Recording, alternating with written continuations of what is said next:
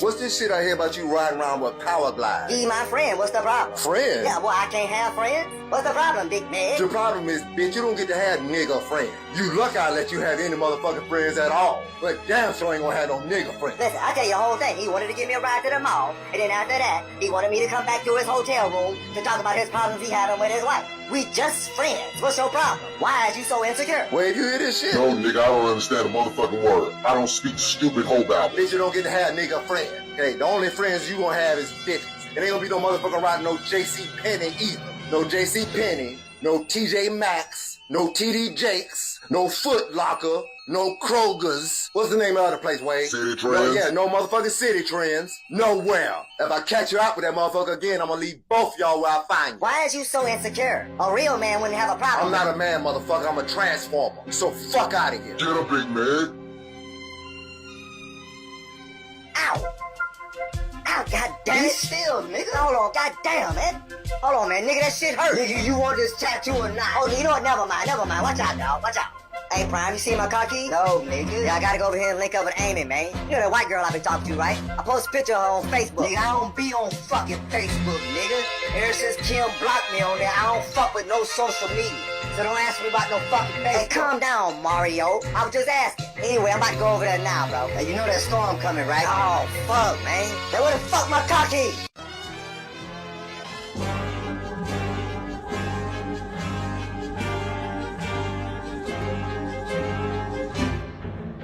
Hey, Wade.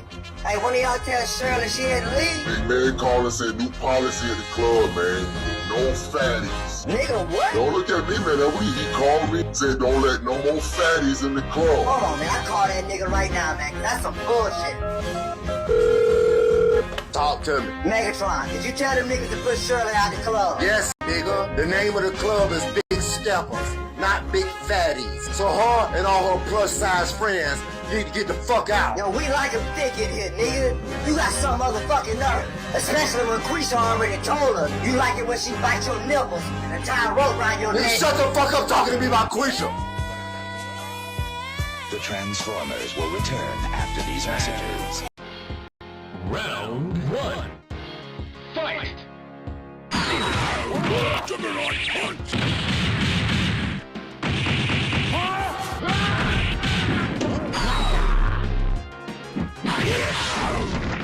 Juggernaut punch!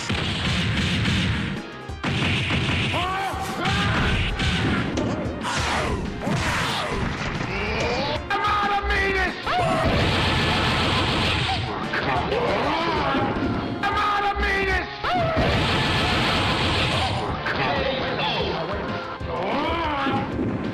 I'm out of meanness! By the power of Grayskull.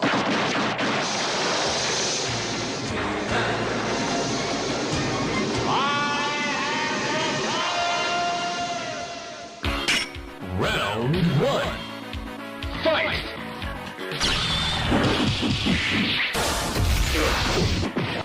KO!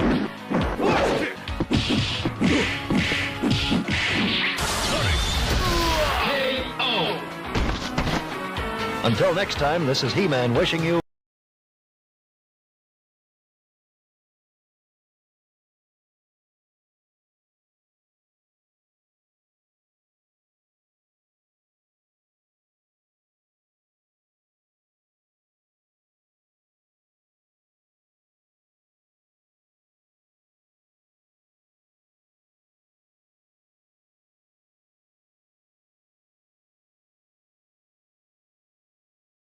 Oh my God, y'all. I really had no intentions of doing the show tonight, but Duchess said she wanted some camera time, so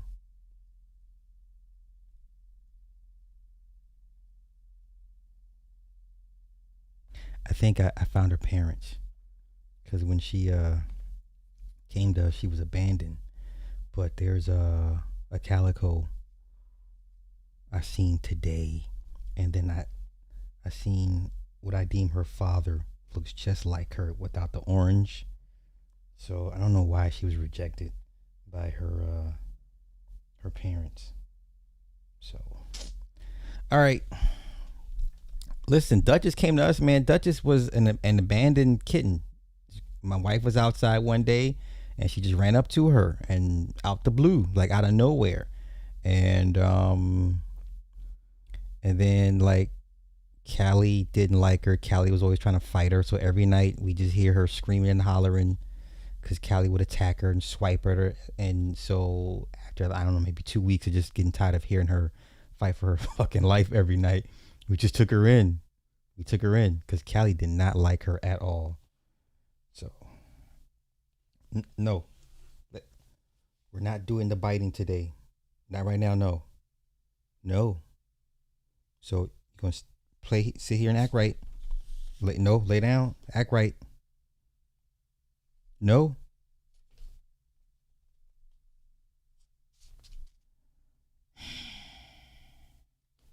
Stop it. Stop.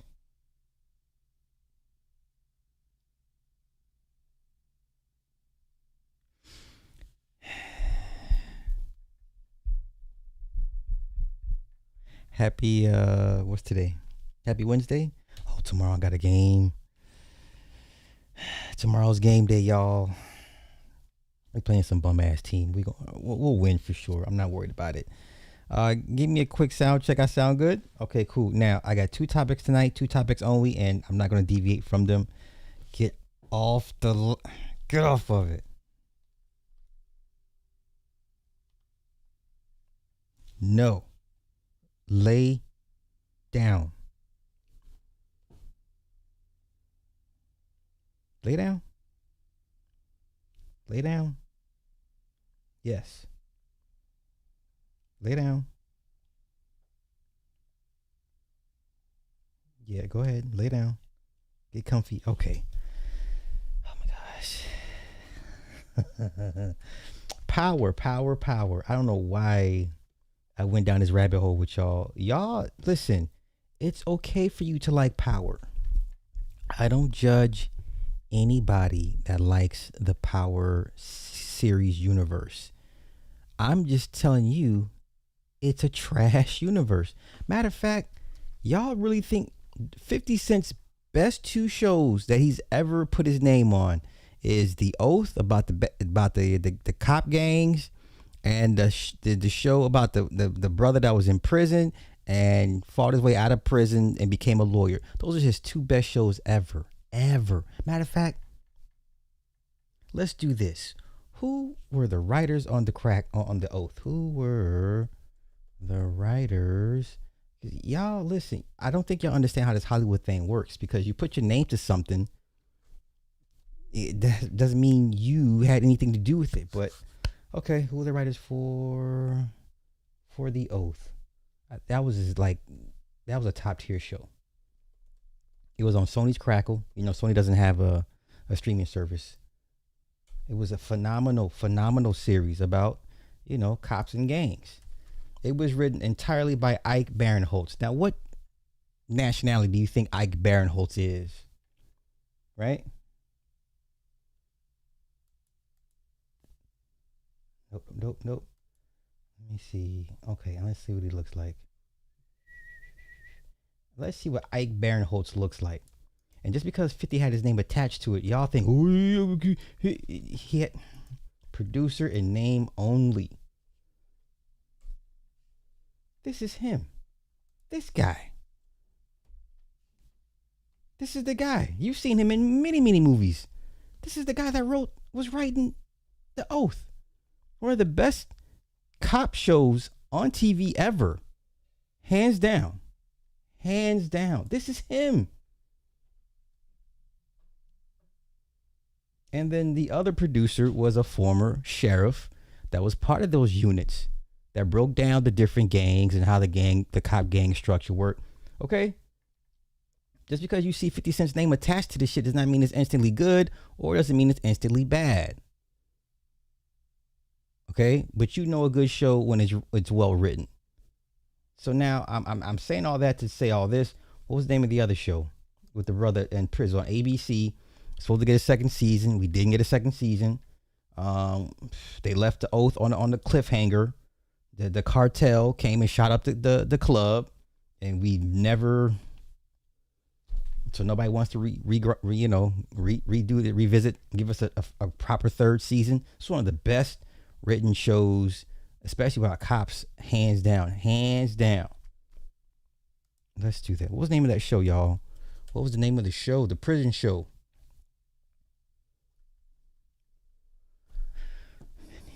Stop, stupid, stop. No.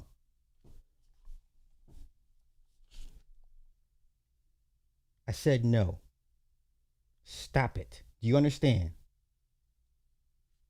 Lay your ass down. Did you just kick me?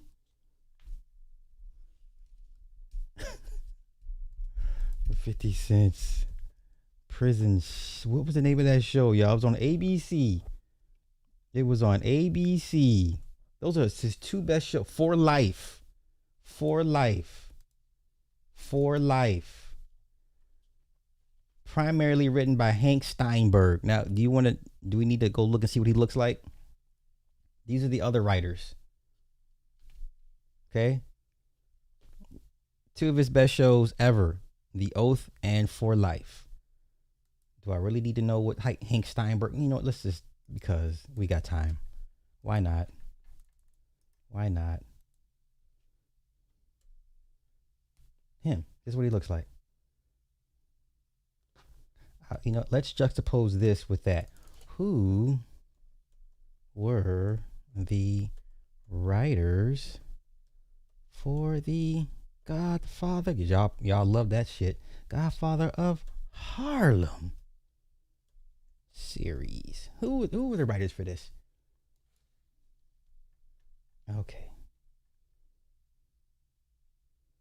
Okay, so the main suspects, Chris Brancato and Paul Eckstein. Okay. Eckstein was the writer and executive producer. Oh, he died? Oh, shit. Oh, no. Oh, he died in 2023? Oh, no. So the brother here died. He died in 2023. Wow. Interesting. Very, very interesting. But these are the two main suspects for the Godfather in Harlem. Okay. It's a decent series. Your claws are too damn sharp. We're going to have to put you down. You gotta go down. Go play. Run. Don't come back up here. Okay. Okay. Now, let me get back to 50 Cent, because y'all swear everything this man touches is gold and every show he gives you is great. And I hate to say this, but a lot of you guys have been dumbed down to the point where you don't know what a good show looks like. I hate that. I just told you.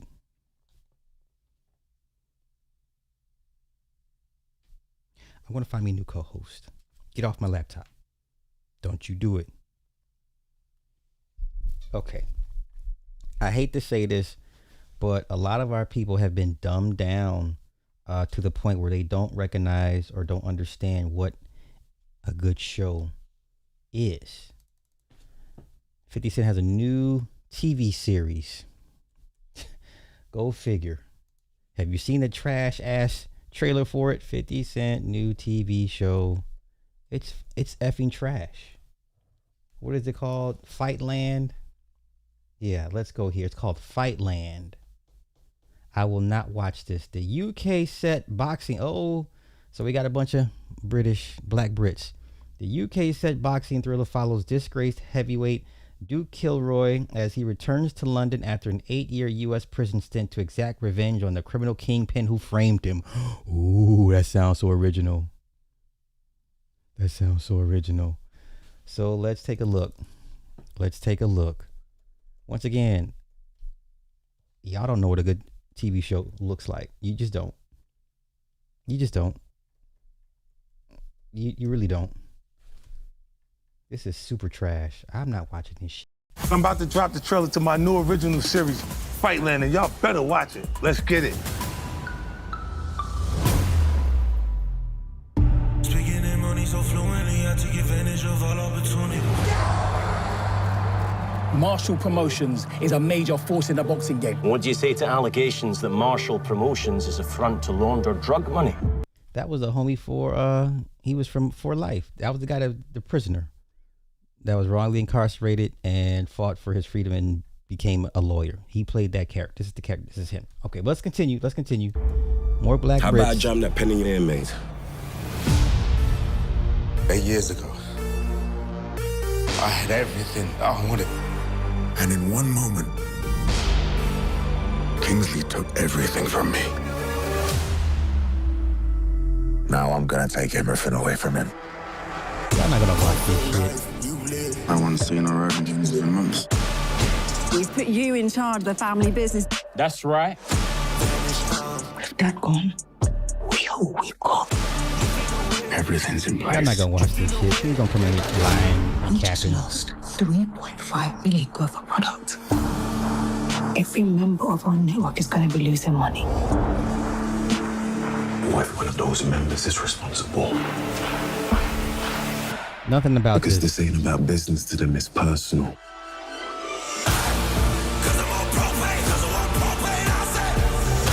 I'm focused. I'm fearless. And I never stop. This ends today. We don't get to choose when we leave the fight game. Nah, ain't nobody watching this. You only get to choose how you leave the fight game. Ain't nobody watching this.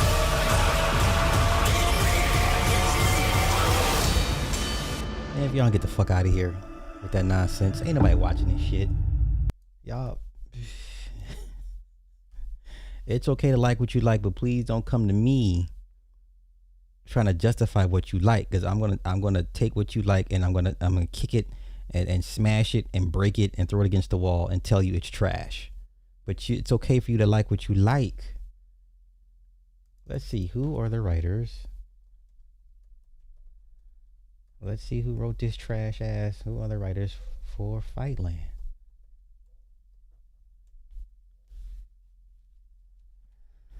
Okay, these two guys here, Daniel and Marlon Smith. Okay.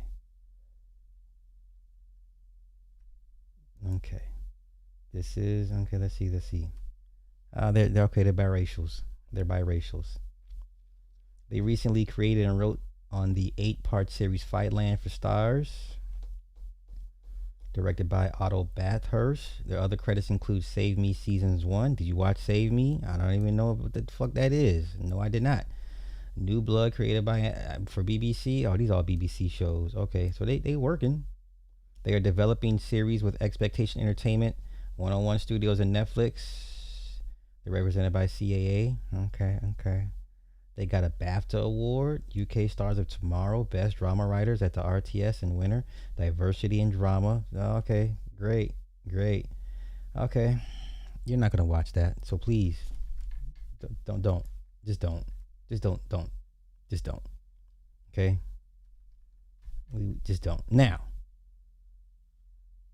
I had people come in the comments talking about power numbers, and I was like, those numbers, you guys don't even look at streaming numbers. So why would I take your comment serious about the number?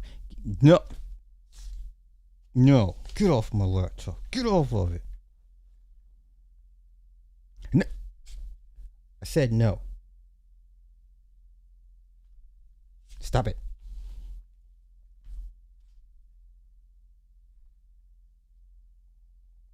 Don't start purring. It's not gonna work on me. Don't start your purring. It's not gonna work on me. So I had somebody come into the comments. I was like, oh, we're gonna do this is what you want to do. Matter of fact, let me pull up the comment. Go to my account. Because listen, like I said, I respect y'all's opinions up to a point. Then it's like, okay, you really don't know what you're talking about. And I don't want to come off as an asshole, but it's like, just stop talking.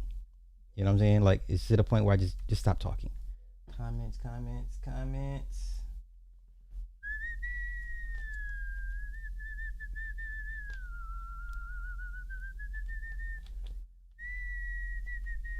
Okay. So let me do this. Where is it at? What the fuck are you? Girl?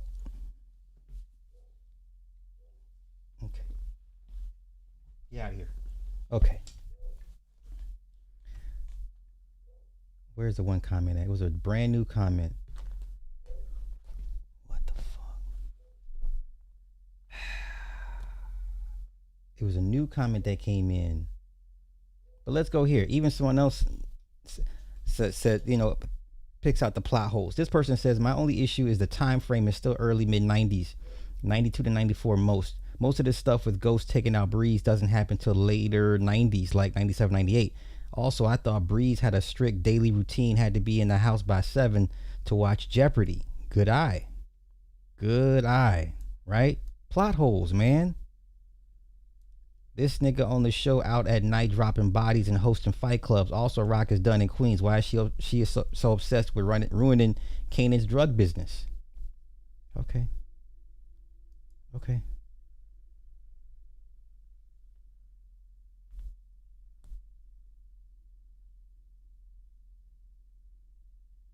Okay. Once again, you need another show to fill all the plot holes that you created from the original series. Okay. Look at this. Negative Nate. You won't see Kanan go to jail because he's in the next series. I don't want another series. Like, wrap this shit up. These stories are not that compelling to drag this out for 10 years. Please stop this. And they had a good shot at the world building in the first original series, but they ruined it. They ruined it. Right? Okay. Listen, look here. He's telling the truth. The actors are great, but all this mystery and plots that lead nowhere. Season 5 is trash so far, and Jukebox did all that. That's why he's afraid of her. Jukebox indirectly taught Kanan how to put hits on people, nobody else. Think about it. Why did you think it was a female hitter in OG Power and not a man? And I really think Kanan was trying to frame Jukebox in the end. Why give Jukebox girlfriend Candy that stolen jewelry that's tied to Jukebox, not him? Okay. Okay.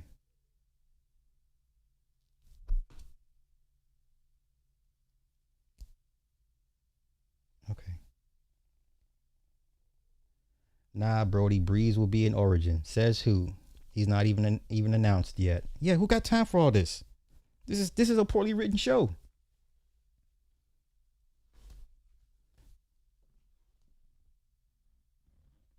This is a poorly written show.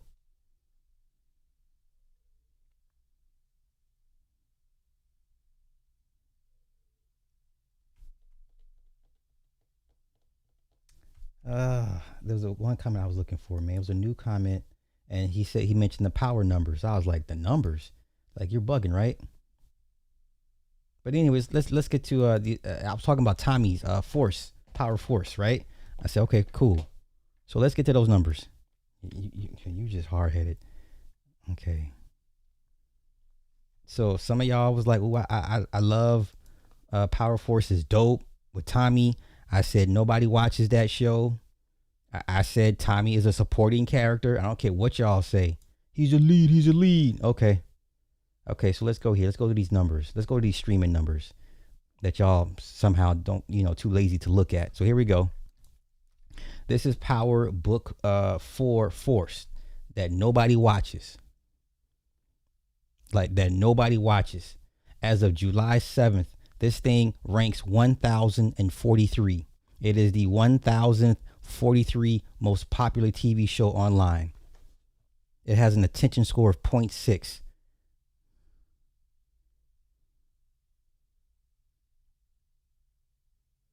Okay. Nobody watched this shit. Get off of it.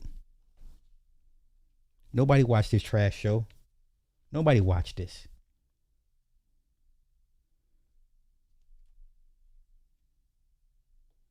It's all-time peak. All-time. Child, you tested my patience. Oh, not that last of us. Where'd you get that from? Okay. Oh, wait. You just really messed up my stuff. Damn you, cat. Okay, here we go. At its peak, it was the 938th ranked show out of 2,800 shows. So show me again where people are watching this show.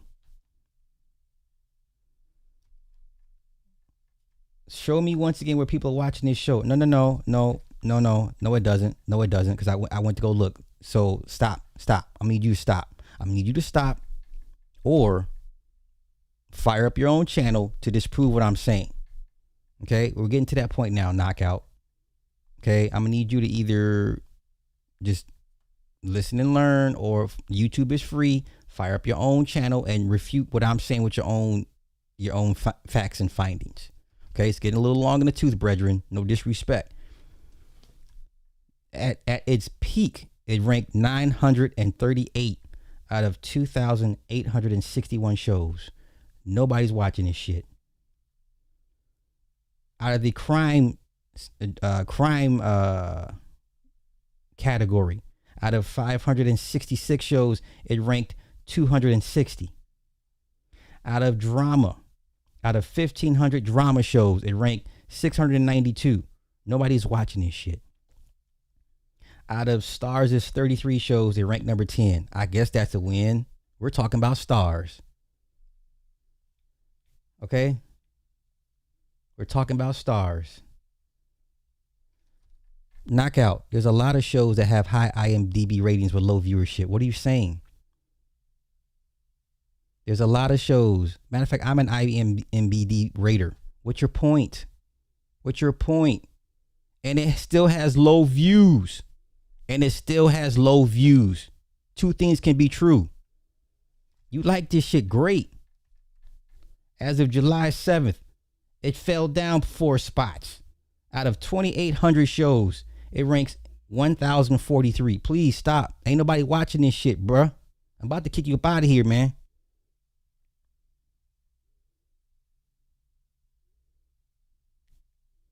Public engagement. It dropped 8 spots to 412 out of 925 shows. No one's watching this. You want to compare it to House of the Dragon, Widow's Bay? So the attention score, is that what it's called? The attention score? Where is it at? Attention score.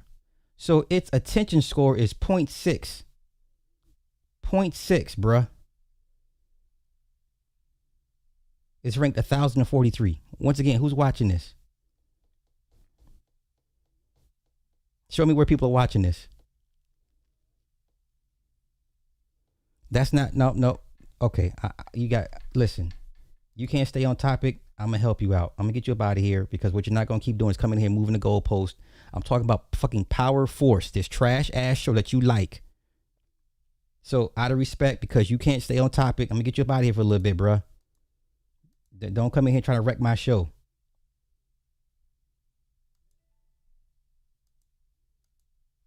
Now, anybody else want to try and dispute what I'm showing y'all right now? Any of you other Power fans want to come in here and dispute what I'm showing you right now? Okay?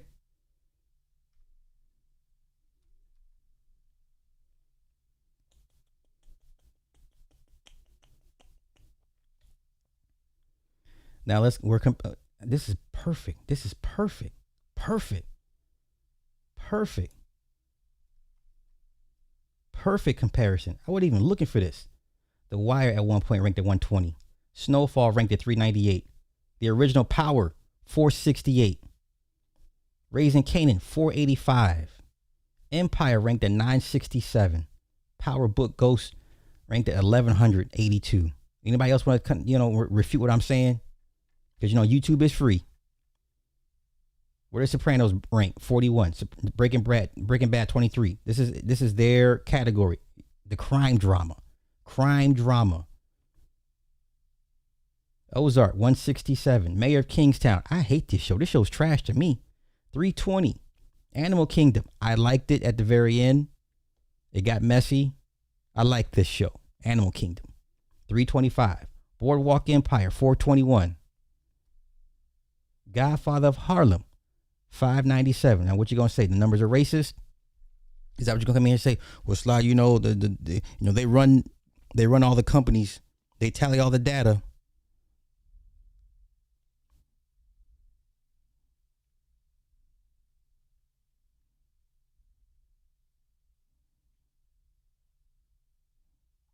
Okay. Ray Donovan, excellent show. $7.95. P-Valley, $1,295. BMF, $1,323. Queen of the South, $1,067.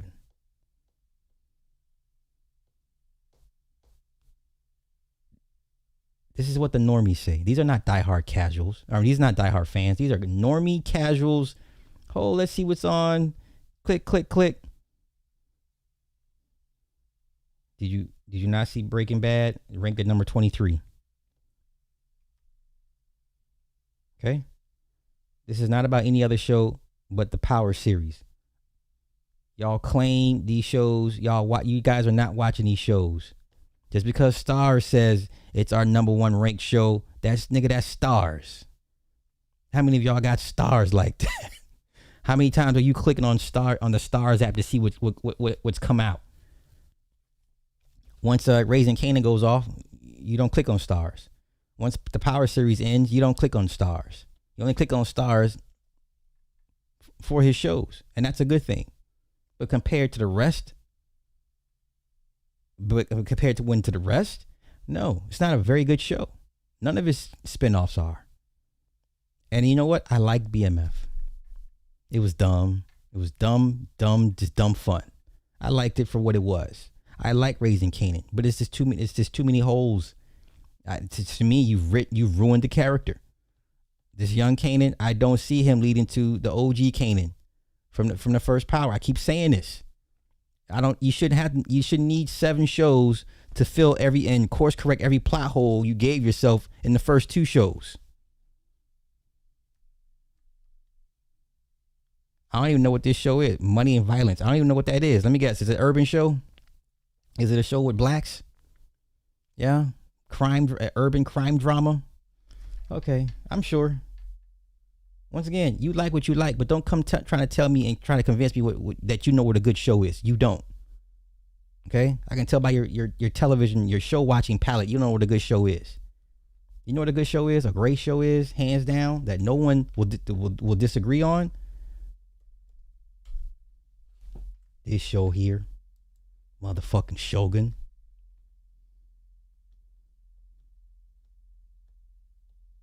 Phenomenal show. They killed off old girl. I'm mad about that, but guess what? We got another season of Shogun coming back. Phenomenal show. No one debates that. Everybody agrees this is a great show. Okay?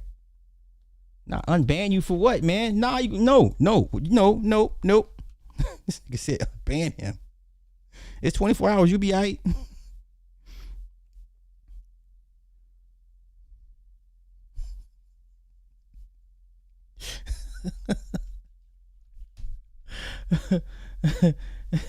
Money and Violence. Let me look that up. I guarantee you that's a black urban crime show. Let's go take a look. Money and Violence. What they got y'all? What how did I not know this? How did I not know this? Money and Violence. What's this about? What it is about? Let me guess. Let me take a wild guess. Young Kane struggles to make a living while facing the violent streets of Brooklyn. Okay.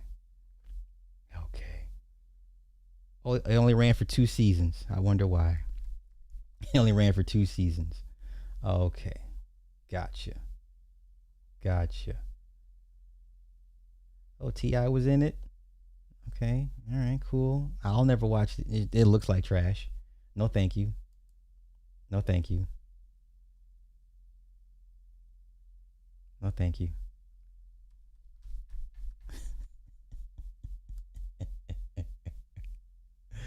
Let's get back to what I was talking about. So, Power at best, ranked 468 in the crime drama era out of roughly 2,000 shows. This is the best 50 could give us. This is the best he could give us. Okay? This is his best work. And it I'm surprised. I'm shocked that Snowfall is this low. I thought Snowfall would be higher. But hey, guess what? You got The Wire at 120. Yeah. Yeah, no one's watching this shit. Hey, y'all bugging. Y'all bugging. Let's look at the all top TV shows. Oh boy. Let's see if we see any urban works in the top most popular TV shows right now. Everybody watches House of Dragon. I guess at some point I'm gonna start watching Widow's Bay. I've seen Ghost in Shell, the anime. I don't need to watch it again. Silo, nope. Love Island, everyone's talking about Love Island. Dutton Ranch is getting I hear a lot of chatter about that, but there's no Kevin Costner, and I was into Yellowstone for a little bit, and then I was like, man, okay. Have yet to get into From, and I probably will not. Game of Thrones is still in 13. Cape Fear is pissing me off, but I'm watching it. I'm invested in it. X-Men 97 is killing it. Spider-Man, Spider Noir, I liked it. I don't need to see any more. I don't need any more with this. Interview with a Vampire, will not watch that. Okay, these are your top shows. I'm looking for all the urban stuff. Look at this. Breaking Bad somehow is still popular. Make that make sense. The Boys, Stranger Things, The Pitt, Yellowstone, Severance. I'm looking for the urban works that y'all claim that are so good and people love to watch. I'm just looking for it. Pluribus, Sopranos, Euphoria. Oh, that last season's terrible. The Burrows that just got canceled. I'm looking for it. Where is it? Where's the urban stuff? Where are the urban crime drama? Here's my show, Sugar, right here, number 51. That's my shit right there. Landman. No. So nobody has nothing to say. No excuses for why the black shows are not in. No excuses. Like Supernatural. Chernobyl on HBO. No? Oh, look at this Little House on the Prairie. Mm-hmm. Okay. Where are the urban shows at? No. See, you another one. I'm talking about strictly Power series. I want y'all to give me excuses for why the Power series don't rank any higher or is not lauded as one of these great shows, great written shows. Give me the excuses y'all watch this slop. Give me the excuses why you try to come to guys like me and try to tell me that Power is a great series. Let's not deviate. Don't worry about Tulsa King. We got another season Tulsa King, and we got a spinoff show with Samuel L. Jackson that I will not watch. Tulsa King is doing okay without you. Okay? I'm waiting for y'all's piddly-wink ass excuses for why this trash ass show is only popular to you, but not to everybody else. Okay? Look at all these old ass shows still in the top 100. Resident Alien. The OG Dexter series. Where is the urban shows at? Where are they at?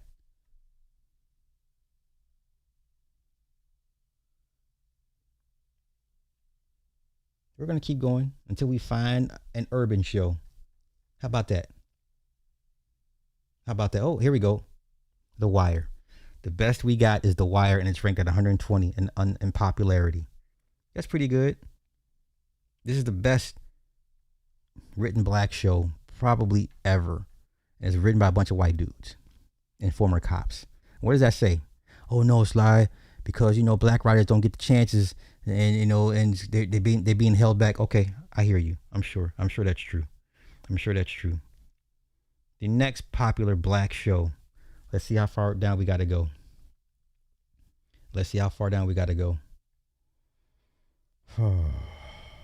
Hey, yo, Welcome to Derry. That crazy series. Andy Muschietti killed it. Listen, Andy Muschietti can give us nothing but It series for the rest of his days, and I'm okay with that. I mean, he put his foot in that in season 2. That shit was crazy. Let's see, where's our next urban show at? Okay, Vikings, Ozark. These shows been off the air for years. Smallville. Here's Tulsa King, 181. Prison Break, 182. Andor, that last season of Andor, peak. peak. Look at this. One Tree Hill. One Tree Hill. Where's my next black show at? Oh, that's 200. Okay. The top 200 shows, and only one of them, one black show made it. Okay. That's fine. That's fine. That's fine. I'm okay with that. I'm okay with that.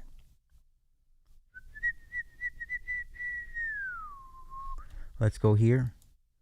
Once again, this was the best that 50 could do.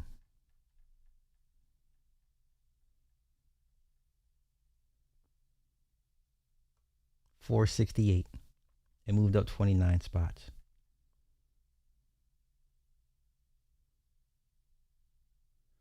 Its best score was 11.2. Its best score was 11.2. Out of 2,800 shows, it peaked at 750. Now it currently sits at 468, up 29 spots. Drama. Out of all the drama, out of 1,500 drama shows, it ranks 324. Out of all the crime dramas, 566, it ranks 116. This is pretty good. I'm not gonna front. This is pretty good.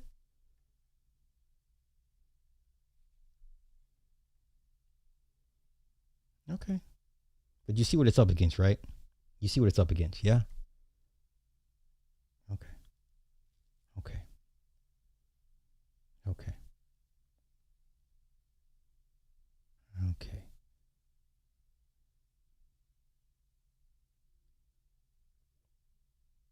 Okay. Any other questions? Any other questions?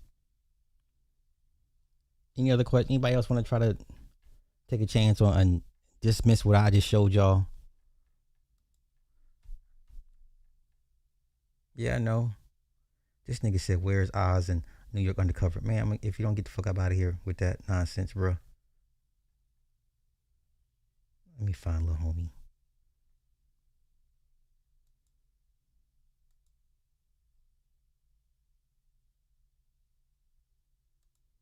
Oh, it won't let me time. It won't let me untime you.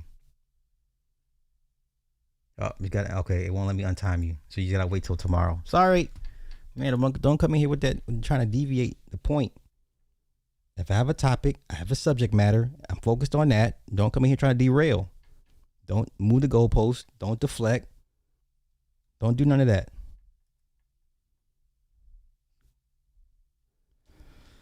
All right.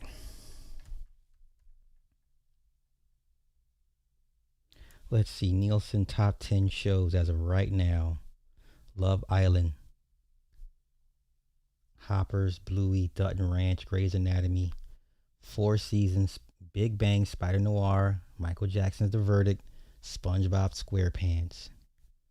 I don't see any star shows. Do you see any star shows in the top 10? No? Okay, I didn't think so.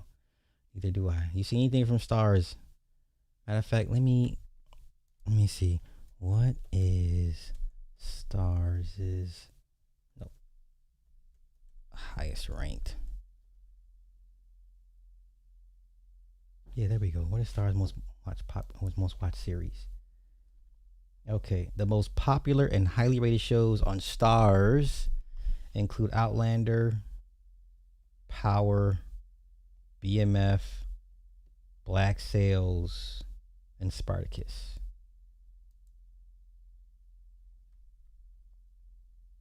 So the best series, according to IMDb, so y'all want to bring that up, the best shows on Stars is Black Sails, Magic City, Outlander, The White Queen, Spartacus, Boss, Da Vinci's Demons. Ooh, David Goyer. That might be good if David Goyer's attached to it. I might have to check this out. Only ran for 2 seasons? Okay. I may have to check that out. Okay, these are its most popular shows. Matter of fact, let's run it back again. Let's do this. 16 best shows on Stars to dive into this weekend. Come on, get out of here. Okay, here we go. Let go. Okay. All right, you ready? Ash versus Evil Dead. that you blacks don't watch this. You're not into the Evil Dead series, so why would I even waste my time trying to even mention this to you? Number 2 is Black Sails. Number 3, BMF. Interesting, it's ranked this high. I thought it was decent, but the whole thing when they went to Mexico was super stupid. Like, I'm like, I know they didn't go through all this in Mexico. But anywho, number 4, Da Vinci's Demons. Number 5, Howard's Ends. Mary and George. Outlander. P-Valley. You know, strippers and trannies, man. Strippers and gays, and you know what I'm saying? Okay, I get it. Number 9, Party Down. Number 10, Power Books 1 through 4. God, look how sickly Charlie Murphy looked. Oh, it was terrible. Number 11, Seduced Inside the Nexium Cult. Number 12, Serpent Queen. 13, Spartacus. 14, Survivor's Remorse. Oh, I do remember this show. He went to the NBA and his he's trying to find a way to cut his family off. Oh, that's A-Train. I was just watching a movie with The Banker. Shame on me, but I watched The Banker for the first time today. The Banker, based on the true events, 2 brothers that basically hired a white guy to be the face of their real estate adventures, and they went and bought banks. 2 banks in Texas. They went to prison behind it, but those 2 black men led to the 1968 Fair Housing Act. We'll get into that in a minute. But he was in that movie too. So A-Train's been around. Number 15, Sweet Pea. Number 16, Vita. These are the 16 most popular shows on Stars. And I know y'all not getting no goddamn stars just for these shows. Use a motherfucking lie. Okay? Black folk, when them Stars shows go on hiatus, for the Power shows go on hiatus, you uninstall or you cancel your subscription until they come back on another year or 2 later. You're not signing up for Stars for these shows. Nonetheless.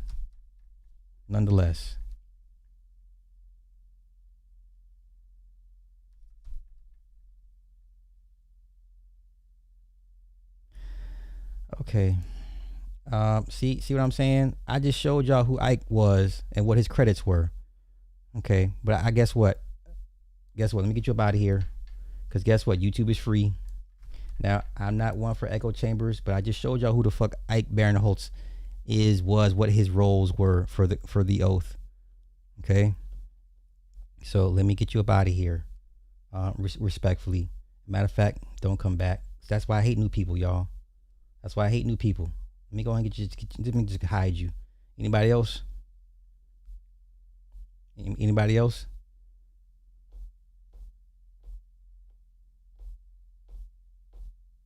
Okay.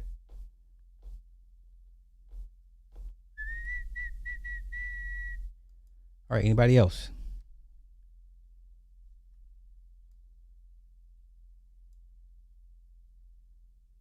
Okay, we're not watching Stars for these movies. Oh, so The Banker. So these are 2 guys, 2 black bankers. That was a phenomenal film, but here's the problem that I had with The Bankers. Anthony Mackie is not a good actor, and he went to Juilliard. 2 black bankers, Fair Housing Act. They kicked this thing off. This movie came out in 2020. I don't even know how I missed it. I feel so bad, but it's on Apple TV. These are the brothers. Where are they at? Where they at? This is one of them. What were their names? Joe and Bennett. So this was the end result. Okay. This was a phenomenal movie. Okay, so Bernard Garrett and Joe Morris. Samuel L. Jackson plays, I believe he plays Joe. And Anthony Mackie plays Bernard. Listen, the sad reality I had to come to is Anthony Mackie is not a very good actor. I don't know why. Anthony Mackie went to Juilliard. And watching his scenes with Samuel L. Jackson, it's like, holy, this guy's not good. Now, either Samuel he was in the pocket this entire movie, or he was just playing himself. I don't know what it was, but watching these two interact on screen, it was like, who thought it was not a good idea to cast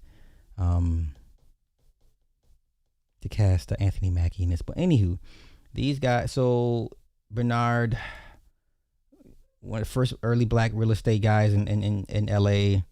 The Irishman, I forget his name, gave him his first start. He's like, we're going to do 50-50 partnership, but I be the face, but we split everything 50-50. He helps him with the phones, finds he does all the legwork, takes the pictures of the properties, goes scouts the property, rates the properties, evaluates all the stuff, right? He knows his stuff, but the Irishman had to be the face of it. And it was the Irishman that gave him a chance, because he, in the movie, he's like, I understand this world's not fair and how they treated me, and I'm just, trying to give you a shot. He's like, we're 50-50, but I be the face. So they're in the midst of just killing it. The Irishman dies in his sleep. The Irishman's wife doesn't want to be in business with Barnett. So she's like, I'll buy the rest. I'll buy you out for pennies on the dollar. He has no choice, because guess what? Barrett's name is on none of the paperwork. Okay. Barrett ends up going to a club. He meets Joe. Joe was a old school hustler. He had money. He knew what to do with his money. Owned a nightclub and had 17 properties. He takes a liking to Barrett. So on and so forth. Barrett goes to the bank to try to secure a loan. They're not having it, and he has the idea of why not just buy the building that the bank sits in. He goes to Joe with the idea. Joe is like, man, you crazy. Okay, how are you going to do this? And they come up with the idea to use one of Barrett's workers, right? Because he has property, and he's rehabbing the property. This old white lady's like, I don't want you in my room. No. And one of his workers was played by Nicholas Hoult. So they hire the white boy to be the face of the real estate company. They teach him how to play golf. They teach him how to knife, food, sport, salads, all that. Teach him fine dining. They teach him the mathematics behind valuations and how they measure, how you come up with a cap rate when it comes to real estate. They teach him everything. The white boy's sharp. He memorizes. He learns it. They send him. Joe sets him up with a golf match with the building's landlord, the owner of the building. They hit it off. They have dinner. They go to the meeting. They're back and forth with the numbers. And mind you, all the things he's hitting the guy with, and this guy doing the, crunching the numbers. He memorized everything. So Barrett taught the white dude, hey, this is what he's going to say. When he comes with this number, this is the formula you repeat back to him. So he knew this word for word how this conversation was going to go, and any pushback he's going to give him, like, this is what you say, just in case. He kills it. They get the building for $1.8 million.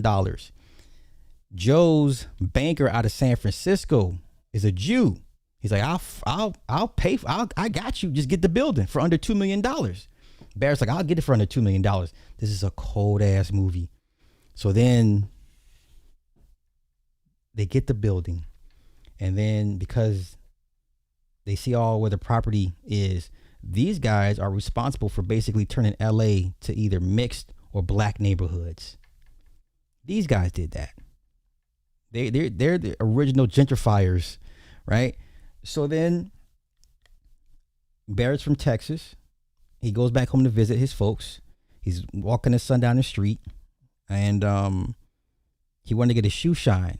And he's like, no, can't do blacks, only whites. And it's in front of this particular bank. So then Barrett has the idea to buy this white bank in Texas. Now this shit will work in California, but this is Texas. So they get the white boy, crunch the numbers, get him up to speed, go in there and secure the deal. Because they keep asking, well, who is these guys, Barrett, Bernard, Garrett, and Joe Morris? Oh, those are my financial partners. Why aren't they here? Well, because they have the deals, blah, blah, blah, blah. So they've been on all the paperwork from the beginning. So they bought the first bank, Mainland. Is it Mainland? And they're running it. White boy gets married. Oh, no. After they secured the building in LA, white boy gets married, right? And they promised him to bring him on as a partner. when they buy another bank. Up until then, they're paying him as a worker to be the face of the company, right? They bring Joe and Bernard all the books every night to make sure everything is up to par. So then they go to buy the bank in Texas. They get the first bank. Cool. It's the second bank with the shoe shine boy where Bernard is like, no, I want to show him a lesson. I'm going to teach him a lesson. And by buying the bank, right? Nonetheless, the bank owner's son has 25% of the bank. He's like, well, who are these two guys? Why aren't they here? He's scared. He doesn't trust the whole thing from the jump street. Nonetheless, they sign off on it in an agreement because the white boy's like, hey, listen, if y'all don't bring me on as a partner, I need to go back to LA because my wife doesn't like it here. You guys promised me a partnership if we bought another bank. And then Joe and Bernard are like, man, this white boy trying to strong arm us. We're not ready to buy another bank right now. We're kind of tapped out. But nonetheless, they move money around. They get the bank. Let the white boy run the bank, even though he's not a banker. He's been in the banking thing for 3 months. And of course, they have his wife working there as one of the maids to kind of keep an eye on the white boy because, whatever, they don't trust him. And then the whole juxtaposition between Bernard and Joe. Joe is an old school hustler. He's like, I don't trust white folk. I say, hey, some of them are my good friends, but I know when it comes to business with white folk, there's always something extra. So that's why I don't get moved. I'm not surprised when things go left. Bernard is like, he's all about meritocracy. Well, if I work hard, if logically, then this should work out. So he's an idealist. Okay. So the son of the banker that sold the bank to Bernard and Joe that still retained 25% ownership, right? He's like, all these loans being thrown out. Why? I mean, all these loans being issued out. Who are these loans going to? So their mistake was giving out too many loans to too many black people all at once. That was their mistake. Because as soon as they secured that bank, they went to all the black businesses and all the black families. They held a meeting at the church and they told all the pastors, say, hey, we're looking for good, respectable, responsible people that are going to pay these loans back, but we're looking to help, spread the wealth, shore up, black businesses, and get our people, on an even playing field. So all the pastors went out to the church's congregation, spread the word. They gave out too many loans too soon. Florence is the son that owes 25%. He saw that. So what he ended up doing was he went to every address where those loans were given to. And he realized they were all black. So then he shows up at Bernard and Joe's. Bernard bought a house that he grew up in Texas. So the white dude shows up there. Of course, the white boy's there too as well because they're going over plans, whatever. So the dude shows up. He's like, hey, all these loans you're giving out to black people, if my people find out, they're going to make a run on the bank. They're going to make a run on the bank and it's going to collapse. And Bernard's like, well, we don't want that to happen. What do you want? Because it's going to hurt you too. He said, hey, I just want to see, whatever the case may be. He walks out. So what ends up happening is the comptroller's office calls that bank. The white boys run and say, hey, we're going to come in and do an audit in about 60 days. So they got 60 days to get their books in order to make sure everything's straight. Okay. And they push it up to 30 days. Comptroller guy walks in unannounced and gets the white boy by himself in the office. Joe and Barnett pose as a janitor and a driver trying to hear the conversation, and the white boy will walk off into the bathroom and they will advise him on what to respond to next. So what ended up happening was they had a bunch of loans with no limits. The comptroller seen and say, hey, what are all these loans with no limits? So banks, mid-sized banks had a 20-year term limit. They were giving out 25-year limit, which is against the law because for the size of the bank, they can only give out so many, 20 years is their cap. If they were a large bank, 25 would be the cap. So they so the white boy threw in a bunch of loans because he went to him for help. The white boy was going to the attorney that Bernard had set up, but that attorney was busy and the white boy panicked trying to get the stuff done. He went to the white boy Florence thinking he was going to help him out. Florence threw in a bunch of loans with no limits. What else was the issue? There was no limits on those loans. And no term limits.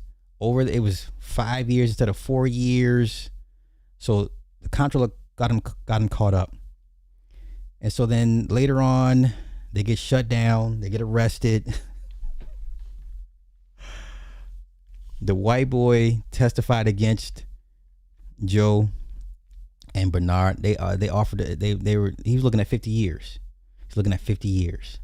So he went, and they gave him immunity to testify against the blacks, the brothers. So then Senator McClellan was like, hey, if you just come to my hearing and talk about all the evil, how we were able to skirt the laws, the banking laws, and, make me look good, then I'll give you guys the same immunity deal. Nobody goes to prison. So Bernard's like, I can't do that, because the whole reason we got into this was to create fair housing, a fair practice for blacks and get blacks the same access to the monies that the white boys get. So he goes up there and holds up this, he said, why, blacks can't get this, because this outfit, this color, this uniform. And the whole Senate hearing goes ape shit. He's like, sir, you're out of line. You better you tread carefully. So at the end of the day, they went to federal prison for 2 years. They got out and they moved to the Bahamas. They got 2 houses in the Bahamas. How that they were able to do that after all their monies got seized was because the night before the white boy was supposed to testify against them, he called Bernard and said, hey man, listen, can we talk? He said, hey, they're trying to give me 50 years. Bernard said, hey, do what you got to do, but I need one favor. And the favor was the white boy bought them 2 houses in the Bahamas for them to go to move to when they got out of prison. And that's what happened. 3 years later, we got the Fair Housing Act of 1968. Phenomenal movie. And I'm like, how did I miss this? This movie came out in 2020. It's on Apple TV. Phenomenal.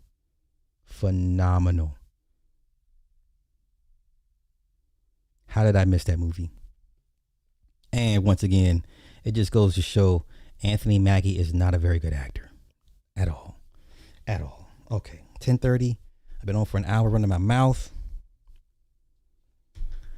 Okay. It is very good. Very good.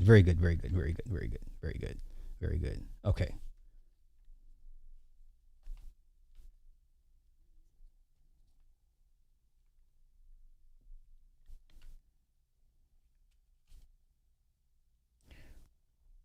What do you want? Oh, don't give me no kisses. What do you want? Come here.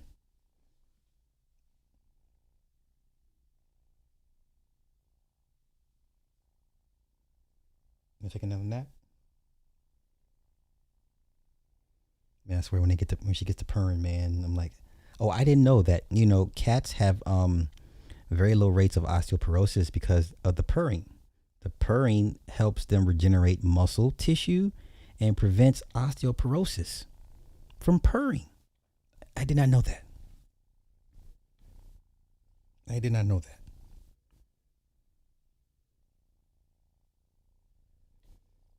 What?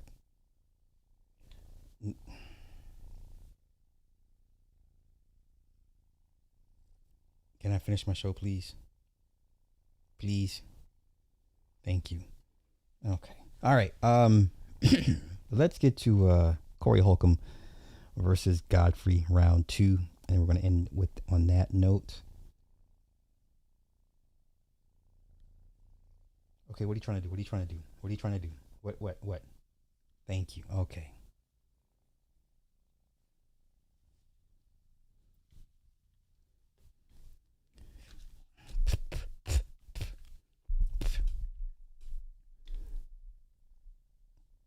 You ready to get down? You getting down? Okay.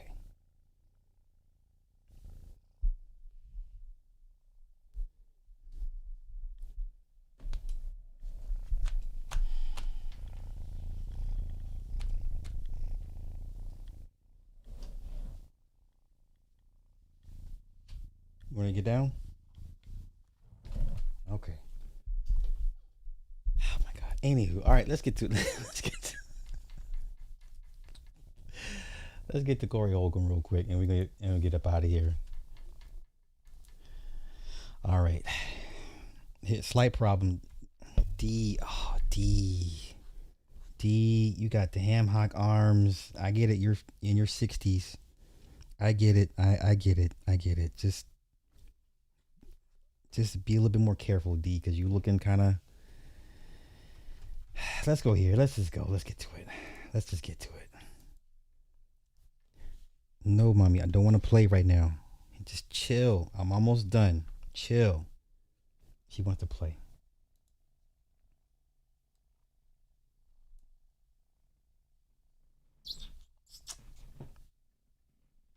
Okay, let's go. The more you talk, the more you reveal who you are. And if there was a better instance for showing that, it's what's going on with comedian Godfrey right now. People are really going at him because of comments he made. Now, first of all, the internet is full of people waiting on you to make any mistakes so they can run with it. Can we, I mean, like, that's just part of the internet. Oh, you know, but I am here to say about the brother. I think D's arms are bigger than mine. That's not good. What? Godfrey, who never knows what people are talking about. Come on. You should really shut the fuck up because I know who you are. Here we go. I grew up in Chicago. Really? Did you grow up in treachery? Or did you grow up in a part where you can actually sneak around? See, in Chicago, if you are black, you're going to have problems. And the main problem is the police. I believe anybody can get pulled over by the police when you walking while black, even walking while brown, D. Does that make you feel better? But I'm saying, like, this brother has found a way to hang himself with things that he said as he became loose with his conversation. His conversation has him in a rut where people are questioning who he really is. And I am here to tell you, like I said when Vlad was on this show, Godfrey is literally one of the greatest at being phony. It's just right now he's being caught up a little bit. Now, I don't expect y'all to agree because Godfrey might smile with y'all. You know what I'm saying? But I'm saying, like, this brother, he's always had that disposition. Let me tell you something about my brothers who come from the continent, Africa, and come over here. They don't accept us fairly. They always feel like they're a step ahead of us for the most part. And nobody really says this because it's not something nice to say. But I'm telling you, a lot of my brothers who come from Africa don't really accept us. They feel like they're ahead of us, even though they came here. We were captured and y'all didn't come get us. And we still ain't knocking y'all, but I'm just saying, you come here and you act like you're a tribe and we're not in the tribe. But we come from where you came from to get here. Meanwhile, we were forced to build this nation for free. So for you to act like, he said something about black women. He said something about it. I take up for you motherfuckers. This is what he said. Like he's putting his foot in his mouth because I know your history with the sisters, Godfrey. You know I know. Don't ask people on the internet. Ask people who know you, who you are, and how you move. There's a gentleman on Godfrey's podcast. His name is Dante. I like Dante. Dante is. I don't like Dante. A highly intelligent man. But Dante's always running cover for Godfrey. Like, he's always moving the conversation somewhere it needs not go. I can't stand Dante, honestly. But okay, let's go. He says to me, Godfrey doesn't know he's doing that. The stuff that he's doing. He never said nothing about Godfrey. In fact, when I said something about Godfrey, he was like, hey, Corey, that's my man. And we know what that means. He was checking me. But I'm saying, I would say this to Dante, as I think I have said this to him. Godfrey is playing dumb. He knows what's going on. He acts like a nice guy. Some cake-ass YouTuber was talking about, Godfrey gave Corey his first gig. Godfrey has never given me a gig. Godfrey brought me to the comedy club because he didn't know I would be legendary. He thought I'd fall on my face because most people you bring to the comedy club, they ain't ready. Well, I killed that night. And Godfrey has never put me on a gig that I can remember because Godfrey wants to shine and be great. And you can't shine and be great if you own with something greater than you. That's real. So, but back on this thing where he's getting flack now about things he said. He's always been that way. He smiles with people better than anybody I've ever seen on this planet. A lady I was dealing with, Godfrey was like, Corey, I'm gonna show you how to get your diet together and all this. Then when he got off the phone, I was like, and she was like, what? Godfrey, he's cool and all that. I was just like, just trust me. Just wait. He gonna show you what I know he's going to show you. And she thought it was something wrong with me. Because she ride with me, whatever I say. But on this, she was like, no, Godfrey's cool. I was like, just wait. He gonna come out the bag. Most people come out the bag if you're around them and they get a chance to talk to you. Listen, because he's got this podcast, he's exposing himself. As we all will do in a podcast. Look at all the shit D exposed. She should be ashamed of herself. Yeah, but, right. Me? Oh, my God. Me coming from him. Wow. Everybody know I'm trying to be joking about D. Exactly. But I'm saying, I've exposed myself. Not to nothing bad. There are people who go off jokes I said, and they try to make the jokes into something. Look what he said. He's wrong for that. He's foul. Look how he lives. It's the internet. You gossip people, and it's not the bitches. It's the men. The gossip bitches of the internet are the men. Ow. Not the women. Of course, you're going to get some women who say something, but when women ain't got no money from it, they move on to the next subject.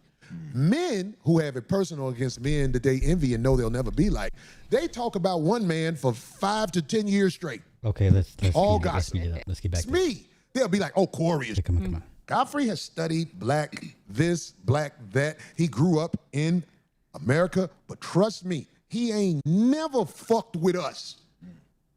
My North Siders, who know? Man, let it be known. Here come, he'll smile with you. He ain't never really fucked with us. Always had that. What is it? Like I said, on that movie, what they call us, The Cutters. Yeah, we've always been that in Godfrey's eyes. Man. He can't help it. He can't help it. I'm not going to even talk about my experiences with me and his brother where Godfrey interfered with that because it would be turning his brother against him. And his brother is not going to turn against him.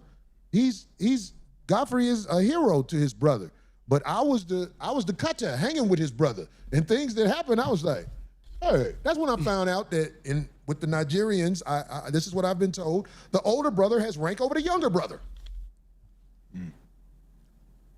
Dude is smiling with people. He don't fuck with you. Trust me. And the more he talk about it, the more he gonna put his foot in his mouth. Dante, you can't save him. You can't say, he doesn't even know he's doing it. Yeah. He does, brother. Yeah. He does, Dante. He knows what he's doing. Can I share my Godfrey story? I got a Godfrey story. Really? Okay. Yeah. Okay, let's go. I finally met Godfrey. We want to hear about the part when you put your clothes back on. Okay, I'm gonna get to that. I'm gonna be real quick. I'm gonna get to that because it went down. It really did. Like you own to something. Anyway, I was hosting at the Laugh Factory, and I got the privilege to introduce Godfrey because I was a fan. I was like, oh my gosh, I'm on this show, and Godfrey's on here. So I did my thing. He did his thing. I was really impressed. The people was laughing. Afterwards, outside the club, he was like, oh, you did great. I was like, okay, let's exchange numbers because, Godfrey, I would love to open up for you. And he was like, okay. And then somebody was standing next to me. They found out I do hair. He was like, oh my gosh, I'm in town. I was going to wait till I get back to New York. You could do my hair for me. Godfrey calls me the next day to get his hair done, and we talking about what style he want. Then all of a sudden, he gives me 3 books to read. Wait, can y'all do me a favor? Please hit the like button. This is disrespectful. Please hit the like button. This is highly disrespectful. I don't ask for money. I just ask you hit the like button. Please and thank you. Let's continue. Me to write down the 3 books to read. And I was like, oh, okay. And I was like, well, just let me know when you want your hair done. And I never talked to Godfrey again. Okay, y'all thought it was going to be a different story. That was it. What books did he give you to read? Do you know? Nope, I don't remember. He gave them to you? He told you to get them? He told me about these 3 books to read. Just one was about health, one was about politics, and another one was probably some acting or something. Watch this. He may have been giving you some good information. Well, but he was talking to me. He's not going to tell you if you're not fucking, you're not doing my hair.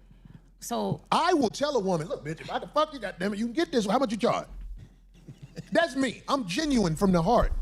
God don't like you lukewarm. He like you hot or cold. I'm hot than a motherfucker. Nigga. You see who I am. I put it out there.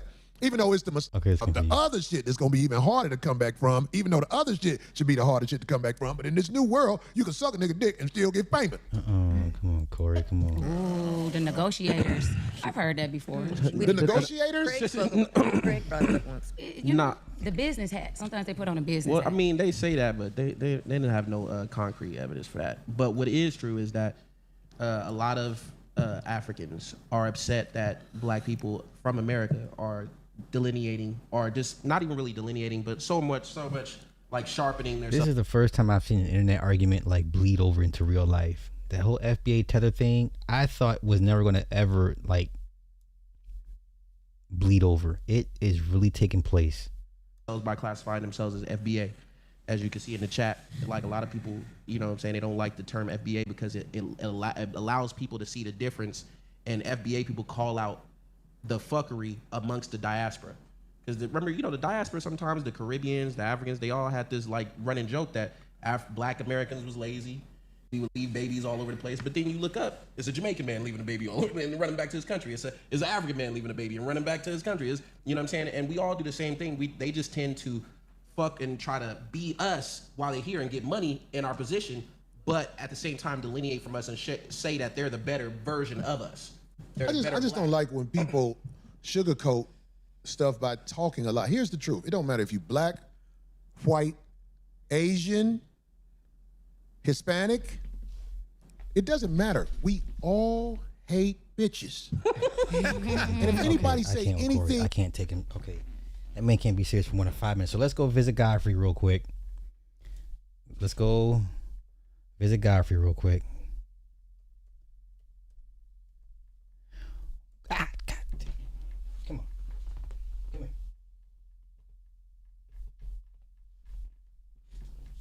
Stay there.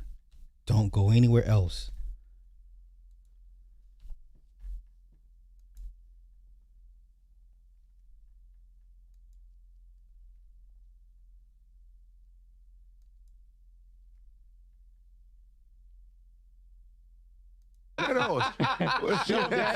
Listen, I'm gonna need y'all. Someone tell Dante, get in the gym, reduce your caloric intake, stop wearing these tight ass shirts.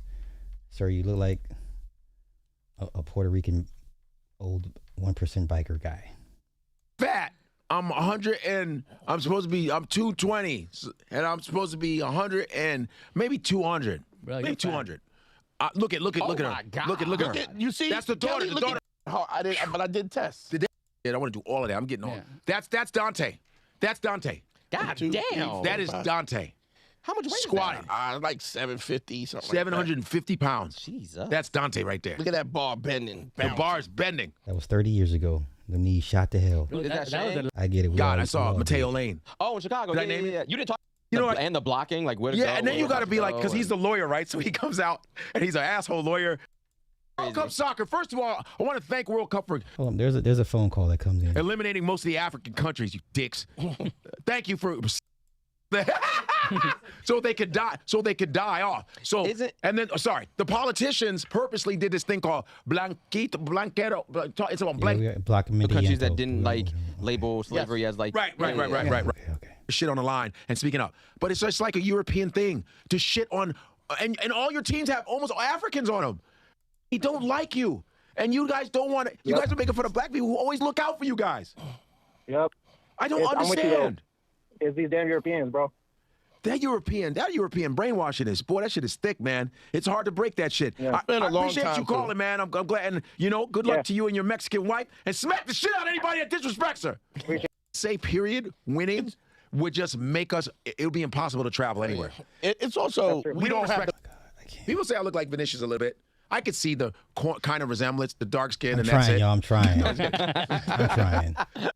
The shit they did, and they cope by like showing their racism. Right. All right. Yo, they have it's insecurity. Yeah, because they want to blame the victims. Like, every time you notice, they're like, all the shit they looted from the other countries, when you talk about them, they're like, it's their own fault. Like, when you talk about like black Americans in America, they try to make it look like it's your own fault. Okay. What? The reason he gave Trump that Peace Prize, the theory is he gave him the Peace Prize so ICE wouldn't fuck. Know where you were. Yeah, you thought you could be in Jamaica, you could be in Mississippi. Come on. Philadelphia. You could be in Philly. That motherfucker look like James Ingram on the right. What are we talking about? You look like the Whispers. Look at that. Cape Verde. God, who was it? Is she whack? No, she cool. Miss Jones back in the day. You don't even know. I'm trying to think about radio So show. this man will do an hour and a half show and maybe take 3 to 4 phone calls. Like, what is the point? Like, what's the point? Godfrey and his feelings about FBA. Why is Godfrey reducing FBA to Chicago and racism only? Get off my... Okay. FBA is about going back down south in the summer, calling grandma Big Mama. Family reunion t-shirts, church on Sunday till 3 p.m. and food in the basement. It's red light parties, military photos of uncles, some aunts on the wall. I can go on and on. Geechee Gullah culture from the Carolinas to Georgia to Florida. It's our food, music, the way we express ourselves in speech. It is so much more than Chicago and racism. To add, I really appreciate Godfrey's knowledge. He is so well read, but you cannot tell an FBA that reading the books about experiences we actually live make us the same. Okay.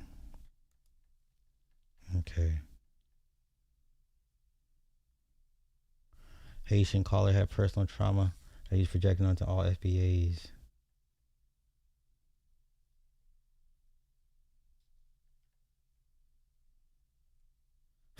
Somebody said Godfrey. Godfrey didn't notice the caller was on his side, but loudmouth Dante hijacked the conversation. Godfrey, a lot of us FBA F with you. All this started because you let David get off some BS, didn't check him. Did check him. You always speak up for black, but when your people say some BS, you don't let nothing. Okay. So we back on his dick again. Okay. Was on though. American and there's American comics who could have done it. Perfect. So I'm not saying that you can but you can't say that this doesn't exist. That there are immigrant black people or black people who are immigrants who come here with this idea and say that FBA and black Americans are a subculture because of the fact that white supremacy is set up to make black people, black Americans, descendants of slaves, as the untouchables. And you get. I feel what you're saying. Okay, so I don't understand. So what do you mean? So what are you? Are you American? No. No, I'm Haitian. Well, I've been here since I was 4. But okay. I'll say this. What about black Americans that say we don't want to live in the hood or near other black people? Black people do not say that. Mindset. Black people do not say that. I've been around some black Americans. First of all, I've had situations where Haitian women, where I was like, hook me up with your cousin. And this chick I was with, she was like, I would never have you black American. And she's ignorant. Well, there's ignorance in every group. This is what I'm saying. Exactly. You can't say that doesn't exist. But let me say this, though. When I went to school, when I was in high school, back in the day, there was this thing called Haitian Fridays. Okay. Haitian Fridays down here in Miami would be. I knew you were from Florida. They did it in Florida, yeah. Go ahead. Yeah, when school let out, black Americans, the kids would find any Haitian and jump on them. That was Haitian Fridays. For no reason. Well, that's a group of motherfuckers. That's not everybody. But that was wrong. It's wrong, but you're also talking about this is a white supremacist society set up to turn black people against black people. That's right. So, but if there's... I don't know. Yeah, these conversations are tiring. I can't. These conversations are extremely exhausting. I just cannot. I cannot. Let me get back to the... Let me get back to this. Not this. I want to get back to this. Okay, get off my laptop.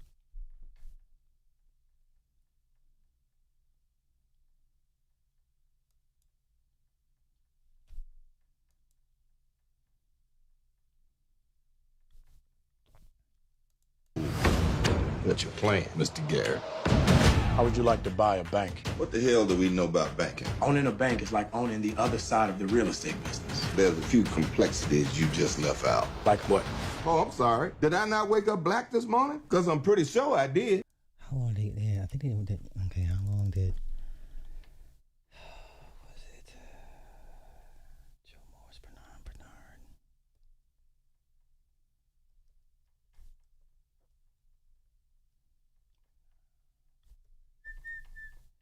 There we go.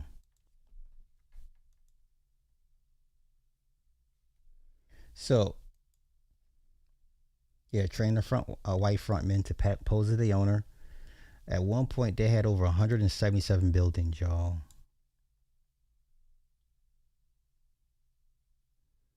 So this is what happened. So the white boy set up a sale for them where they were able to get commissions and walk away with $189,000 in commissions on properties that was sold for like $971,000. And that's what they got him on, misapplying this commission here. So they ended up serving 9 months of a 3-year sentence at the Federal Correction Institution in Terminal Island, California. They were later pardoned by Lyndon B. Johnson. Now, they met him when he was vice president. Okay, when they were kicking ass in real estate, they met him as a vice president. Okay. But this was crazy, man. So let's see. Okay. Temporarily relocated to the Bahamas to pursue real estate investments, but struggled to secure banking charters due to their prior U.S. convictions. They eventually returned to the U.S. Bernard Garrett passed away on September 10th, 1999. Wow. Specifics regarding Joe Morris's later life and date of death are less documented. It was a great movie. It was a great movie. And I hate that I missed this 6 years ago. Two black men legally beat America at its own money game. In the 1950s and 1960s, banks openly denied loans to black families. So Bernard Garrett and Joe Morris did something radical. They learned the rules better than the people enforcing them. Garrett was a mathematical prodigy. Morris was a master strategist. Using white frontmen, they bought what black men were never supposed to touch. Multiple banks and savings and loans in Texas, plus major buildings and properties from Los Angeles to the south. They didn't steal from banks. They owned them. They didn't cheat the system. They outperformed it. For years, they quietly redirected capital into black communities, while regulators ignored it, because the success didn't look black. Then it did. Federal investigations followed. Selective enforcement kicked in. Their empire was dismantled, not because they invented fraud, but because the moment black men used Wall Street's own playbook, it became a problem. Garrett went to prison. Morris was financially destroyed. This isn't ancient history. Yeah, like I said, it was a great movie. Great movie. And this is their case right here. November 18, 1968. Yeah, convicted of willfully misapplying national bank funds insured by the FDIC in violation of 18 U.S.C.A. subsection 656. They were charged in a 2-count indictment. The first count alleged a substantive violation of the statute. The second charge, a conspiracy to violate the statute in the same manner.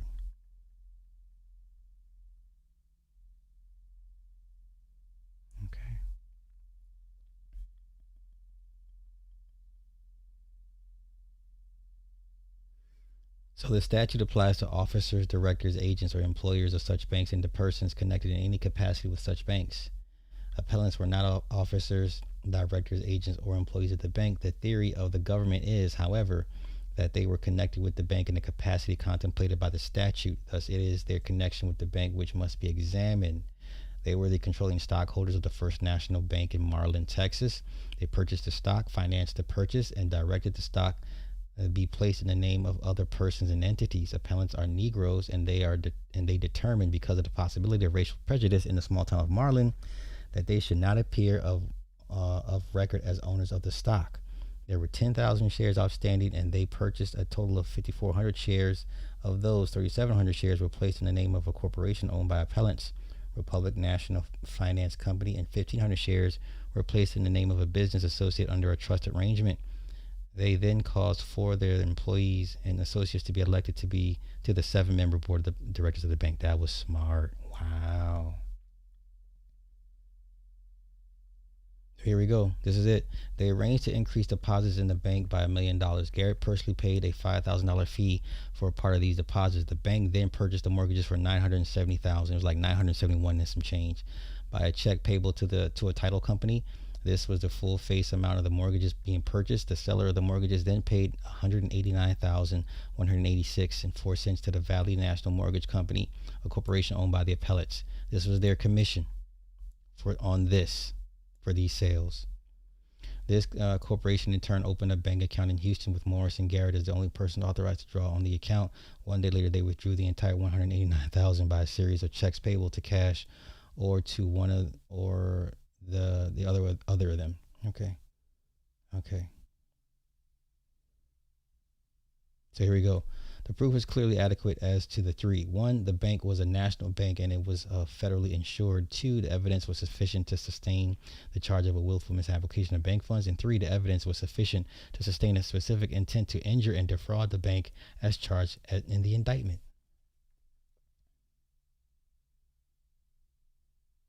As controlling stockholders, they were in a fiduciary capacity with respect to the minority stockholders as well as to the bank. Yeah, I didn't know they got pardoned, so that was dope of Lyndon to do that. But once again, they met him when he was vice president. So, okay. All right, I'm out of here, man.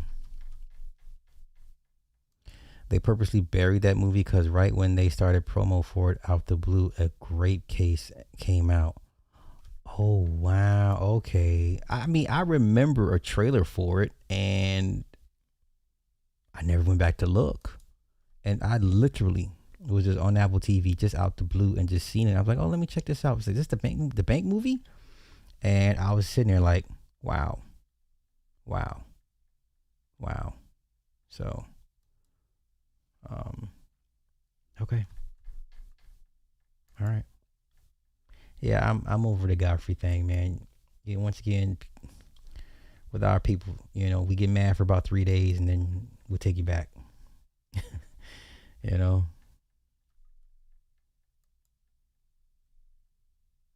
Okay.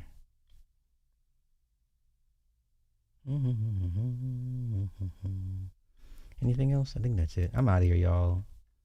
Hey, no offense to anybody that I may have offended earlier during my power rant, but y'all just not gonna keep doing this shit, Like, we're not gonna keep doing this. Let me see. Where's Michael at? Michael is sitting at like 991 domestic or global. Yeah, he's like 8.5 million away from $1 billion. So it may take a couple weeks. Definitely not this weekend, but by next weekend, 2 weeks, they should hit the billion. In 2 weeks, they should hit $1 billion. This is where we're at right now. Toy Story had a 57% drop. So this weekend, we get Evil Dead Burn. I'm so stoked for that. And then next week is shit. What comes out next weekend? Y'all, I forget the big movie. I forget. Supergirl getting decimated. Disclosure Day just finally crossed over $100 million. Trash movie. Obsession is killing it. Backroom's killing it. Let me see. I put up a poll. Let me see. I asked, does the urban market only want urban crime content? Yes. What else is there to watch? No. I said the other one, yes, but I'm lying to save face. Hey. Oh, yeah, the Odyssey, yes. Man, listen, let me see what they're tracking. The Odyssey. It's going to make its money. Like I said, I think this thing probably tops out at 850. I think it tops out at 850.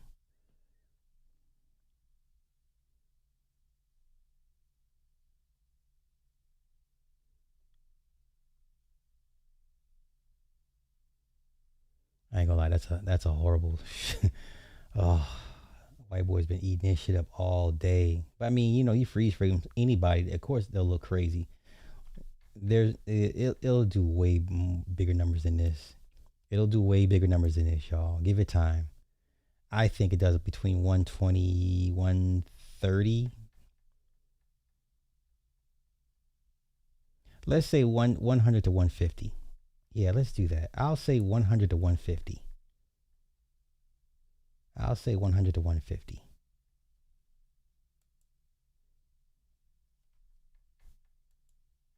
So they're saying 100 and 120. I think between 100 and 150 sounds about right.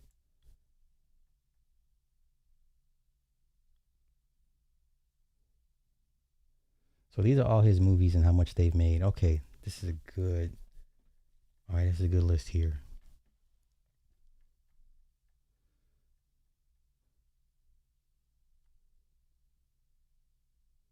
She's got $2 billion films. Inception was phenomenal.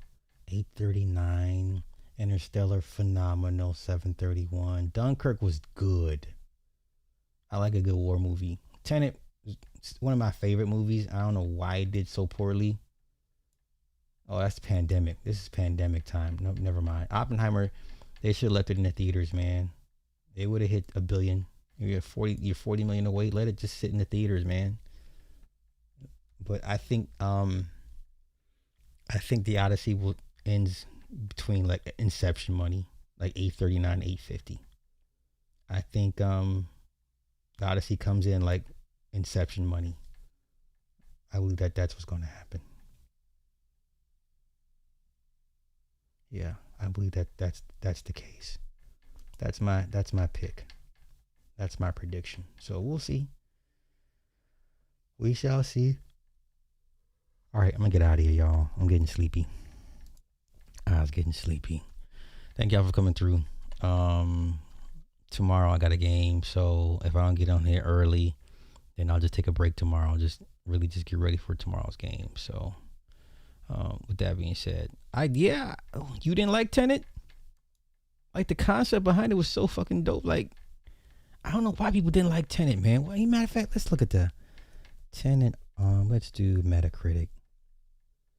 Tenet Metacritic was 69. Right? Metascore was 69. User score was 7.2. Okay?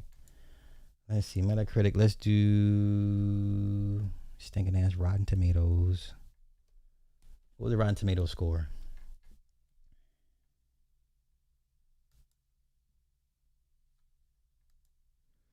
It was 70%. It was 70%. I liked it, man. I don't like John David Washington. What's the other critic? Audience? No, the audience score.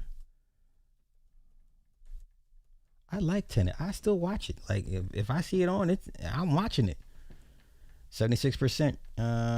Okay, so its final score was 76% on Rotten Tomatoes. I liked it. I don't like John David Washington. I just think he's not a very good actor. Like his best work is in Ballers. For those that never watched Ballers, the football series with The Rock, it's on HBO Max. That's the best you're gonna get from John David Washington. And also people forget that it's where Marvin came from. The guy that plays Marvin, he came from Ballers. Reggie, he played Reggie.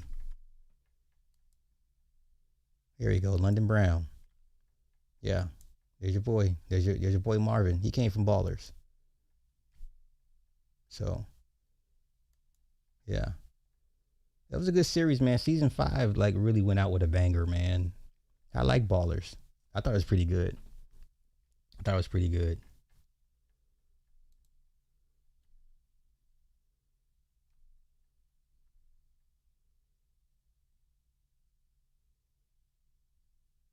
Let's go here.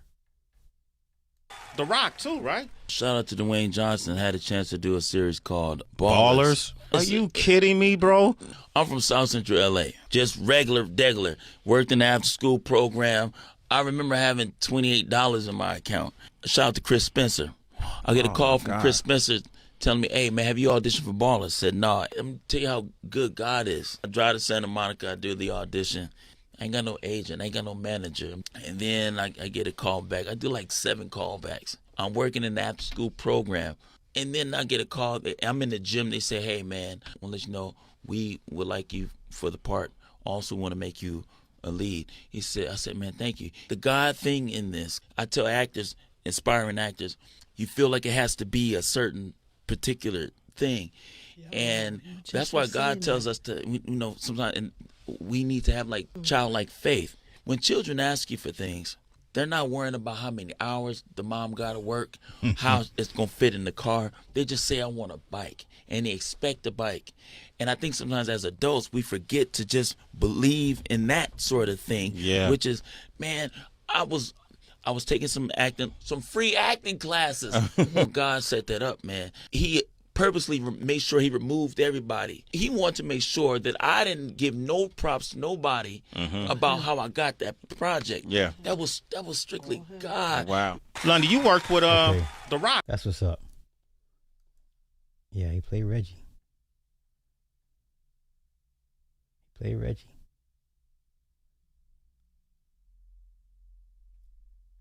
You can't climb that high. Hell, you can't even see me. Okay.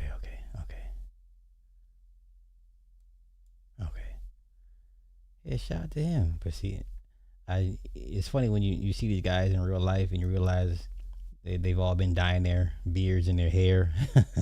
He got more grays in his beard than me. Him's just great. But that's what's up, though. That's what's up. Okay. Shout out to London Brown. Oh, let's go here. Wait. Is that it? Nope. Is he talking about that? Nope. These are just pictures. Never mind. Let me see anything else. That's it. All right, we're good. Anything else? Nah. I think we're good. Okay, I promise I'm gonna get to the Tartarian thing. I just need to sit down and just really lock a day in for that, because there's a video I want us to go over. It goes over the history of Tartaria. Pretty good, but I like Tenet, man. I didn't care. Like I said, I didn't care for John David Washington at all. But these are all his Rotten Tomatoes movie scores. And let me see. I think Tenet is better than. Let's go here. Let me see. Tenet is better than Interstellar. Tenet is better than Prestige. Tenet is better than The Following. Tenet is not better than Inception. But Tenet is better than Memento, Dark Knight Rises, Following, The Prestige, and Interstellar. I really like Tenet. Like, if it's on, I'm sitting down to watch it. Okay? If it's on, I'm sitting down to watch it. I really like Tenet. I don't know why. A lot of people just like, I guess it was really hard for them to suspend this disbelief, which I understand. I get it. Sometimes it'd be like that with some of these movies and make you kind of scratch your head like, huh? I get it. Okay, I'm out of here. She's taking a cat nap. I'm gonna let her be. This is where she likes to sleep on my damn laptop. So I ain't gonna mess with her. I'm gonna get out of here. All right, thank y'all for coming through as always. We'll do it again maybe tomorrow.